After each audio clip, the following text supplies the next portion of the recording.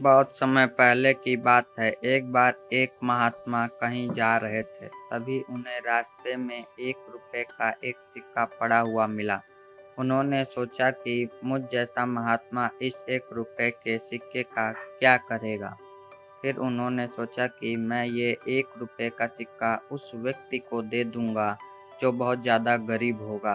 परंतु बहुत दिनों तक खोजने के बाद भी उन्हें ऐसा कोई गरीब व्यक्ति नहीं मिला।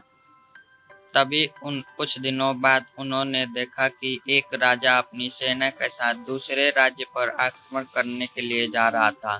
राजा महात्मा जी को देखकर महात्मा जी का आशीर्वाद लेने के लिए अकेले ही आगे बढ़ आया। वह राजा सीधे महात्मा जी के पास पहुंचा और उनसे हाथ जोड़ करके विजयी होने का आशीर्वाद मांगा। कुछ देर सोचने के बाद महात्मा जी ने वो 1 रुपए का सिक्का राजा के हाथों में रख दिया। ये देखकर राजा को बहुत गुस्सा आया। परंतु जब राजा को इसके बारे में कुछ भी समझ में नहीं आया तो उसने महात्मा जी से इसके बारे में पूछा।